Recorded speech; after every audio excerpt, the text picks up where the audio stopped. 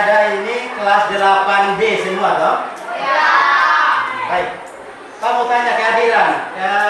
Ada yang tidak hadir? Semua hadir. Sebelum kita masuk ke pelajaran hari ini, kita mulai dengan doa. Yang lain dulu.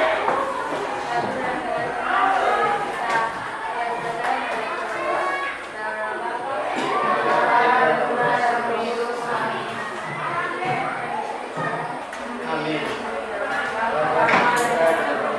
Amin. Kamu tanya dulu materi kita pada minggu lalu, ada yang masih ingat? Iya. Yesus mengutus Roh Kudus. Apa yang kalian tahu, anak-anak sekalian tahu tentang Yesus mengutus Roh Kudus? Yesus mengutus Roh Kudus. Roh Kudus itu adalah roh apa? Roh Allah sendiri. Dan juga sebagai roh apa? Roh kebenaran. Roh kebenaran. Roh yang menghibur. Roh yang mendampingi. Kita akan masuk ke materi yang kedua, itu adalah materi Roh Kudus memberi daya kekuatan. Sebelum kita masuk ke materi ini, kita akan melihat kompetensi dasar, yaitu yang pertama, santun dalam kehidupan gereja sebagai wujud karya Roh Kudus. Yang kedua, 5.3, yaitu memahami peran Roh Kudus pada gereja perdana dan juga gereja masa kini. Dan yang keempat, yang ketiga, yaitu melakukan aktivitas laporan pengalaman yang berhubungan dengan keterlibatan dalam mewartakan kerajaan. Adapun tujuan pembelajaran yang kita ingin capai pada pertemuan kali ini, yaitu yang pertama, peran Roh Kudus bagi para rasul. Yang kedua, peran Roh Kudus bagi gereja saat ini. Sekarang anak-anak melihat doa mohon 7 karunia Roh Kudus yang di doa dari Santo Bonaventura. Doa dari Santo Bonaventura ada di buku catatan sampai buku siswa. Silakan dibuka dan dilihat. Ada toh? Ada. Ya, silakan dibuka dan dilihat. Ini ada satu buku di sini. Halaman berapa? Halaman 72. Silakan dibuka dan dilihat. Sudah baca semua? Sudah. Sekarang kita akan bagi kelompok untuk masuk diskusi. Adapun beberapa pertanyaan diskusi itu sesuai dengan yang ada di layar. Itu ada di sini. Silakan.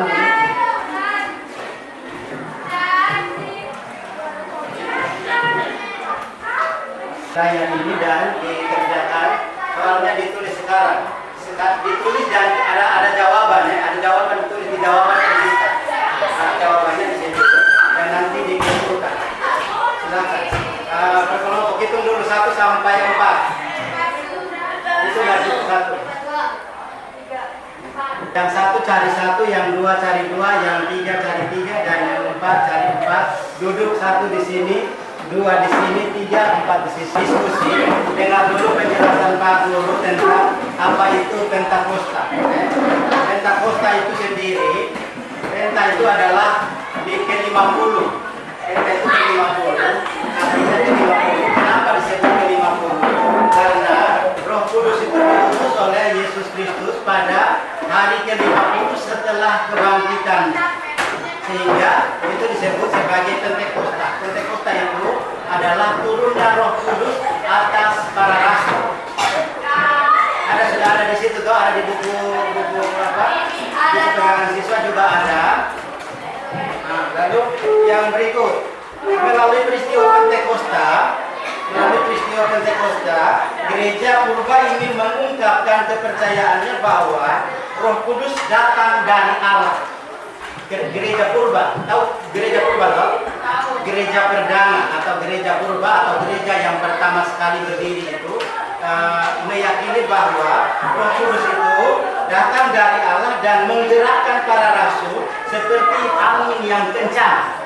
Kalau angin kencang meniup, maka dia meniup apa saja yang ada di situ sehingga membuat orang itu bisa tertiup dan terbawa angin. Nah, sementara kalau angin dari Roh Kudus itu membuat berani pada diri para rasul. Sehingga waktu mereka setelah Yesus wafat itu, para rasul itu sangat-sangat takut dan tidak pernah mau keluar dari rumah. Mereka selalu bersembunyi di dalam rumah, sehingga mereka merasa takut karena takut ditangkap oleh orang-orang Farisi untuk dibunuh juga seperti Tuhan Yesus. Sehingga pada saat mereka menerima Roh Kudus pada hari ke-50 hari raya Pentakosta, itu mereka merasa berani karena selalu mendampingi, Roh Kudus selalu mendampingi mereka untuk mewartakan kebaikan dan warta gembira dari Tuhan Yesus sendiri. Roh Kudus selalu dan senantiasa menyertai para rasul dengan memberikan pendampingan. Tahu pendampingan toh? Tahu. Pendampingan sehingga ketika mereka mewartakan Yesus adalah Tuhan dengan menggunakan satu bahasa saja, tetapi semua orang yang ada di situ mendengarnya dalam bahasa mereka masing-masing. Paham ini toh? Paham. Ya. Lalu peristiwa turunnya Roh Kudus atas para rasul pada hari Pentakosta mengawali babak baru. Kamu tahu babak toh? Episode baru dalam kehidupan umat beriman yang percaya akan Yesus Kristus yang telah bangkit. Ya, berikut Roh Kudus juga mempersatukan jemaat atau umat Allah. Mempersatukan. Roh Kudus adalah daya yang memperkuat atau yang mempersatukan orang-orang yang tersisa satu dengan yang lain sehingga mereka menjadi satu, yaitu satu iman dan satu roh. Roh Kudus senantiasa menjiwai setiap anggota gereja sehingga mereka memiliki semangat untuk berperan aktif dalam kehidupan beriman. Berperan aktif, bukan berperan pasif. Tahu peran toh? Tahu. Sudah tahu peran? Apa itu peran? Itu yang kamu akan bahas di dalam LKPD yang Pak sudah sebarkan itu. Ada 5 pertanyaan. Yang pertama itu, setelah para rasul menerima Roh Kudus, apa yang terjadi pada diri para rasul? Lalu yang kedua, apa hasil karya Roh Kudus melalui para rasul itu? Jelaskan. Yang ketiga, karya apa saja yang dilakukan oleh Roh Kudus dalam diri para rasul? Yang keempat, apakah Roh Kudus masih bekerja sampai sekarang? Apa contohnya? Yang kelima, jelaskan apa arti Pentakosta. Silahkan kamu jawab. Ditulis langsung di LKPD itu Ditulis langsung di LKPD. Masing-masing nanti berdiri, ketua kelompoknya berdiri dan mempresentasikan hasil temuannya, hasil diskusinya di depan.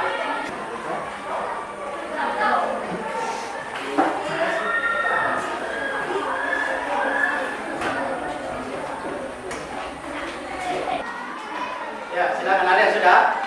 Berdiri di situ juga baik. Atau mari berdiri di sini supaya bisa di sini.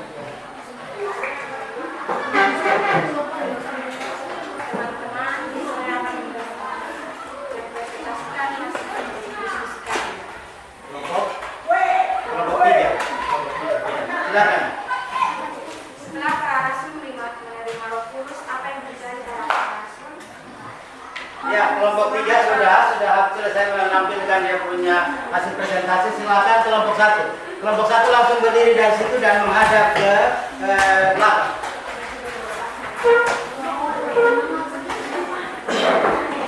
Nomor 1 persoalannya lalu jawabannya.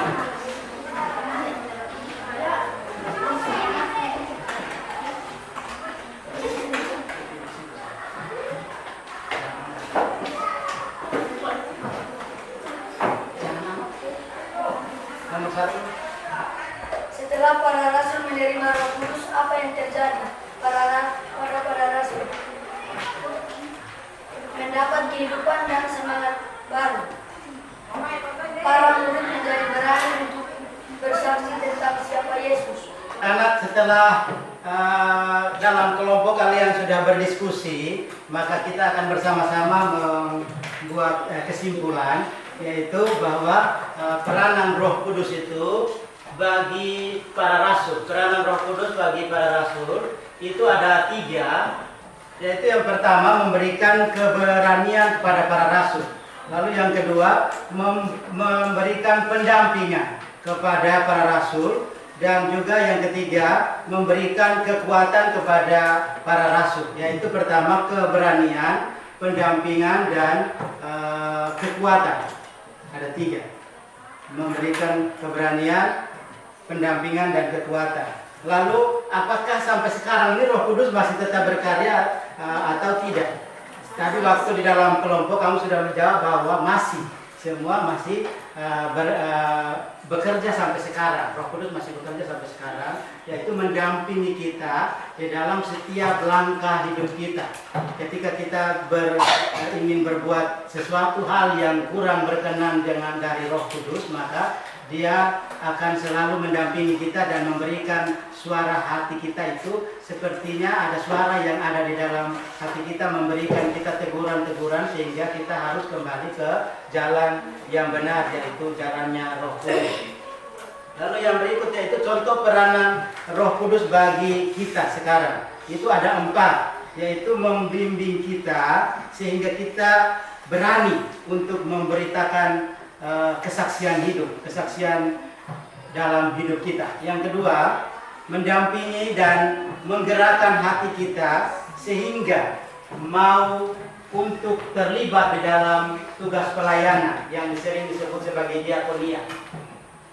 Yang ketiga, menggerakkan dan mendorong kita untuk membangun persekutuan yang kokoh. Lalu yang keempat, membimbing dan mendorong kita untuk saling menguduskan dan menyucikan melalui kegiatan liturgi atau yang biasa disebut dengan liturgia. Lalu yang kelima, yaitu memberikan pendampingan dan kekuatan kepada kita untuk menjalankan tugas pewartaan kabar sukacita. Sekarang duduk yang tenang dan pejamkan mata, kita akan mengadakan refleksi, konsentrasi tentang apa yang tadi kita sudah pelajari itu dan direnungkan di dalam hati masing-masing. Sekarang cobalah kamu hening untuk menjawab dalam hati segala pertanyaan-pertanyaan di bawah ini.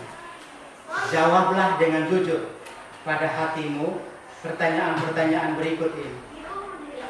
Kita telah belajar bersama. Silahkan buka mata dan mencatat 5-6 tugas yang harus dikerjakan di rumah dan mulai dikumpulkan mulai besok sampai pada pertemuan kita yang berikut. Kumpulkan mulai besok ya. Ya, kalau yang sudah dikerjakan bisa dikumpulkan mulai besok sampai pertemuan kita yang berikut. Sekarang Desi kembali menutup kita punya pertemuan ini dengan doa penutup.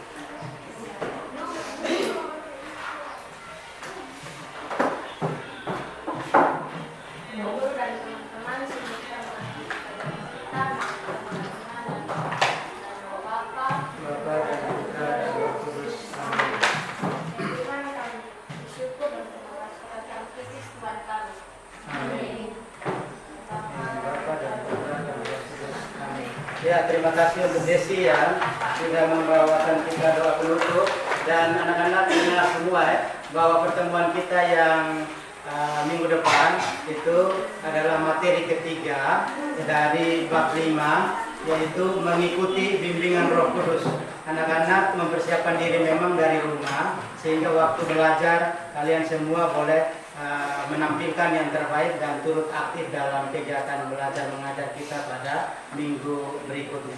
Sekian dan terima kasih. Selamat siang anak-anak. Siap.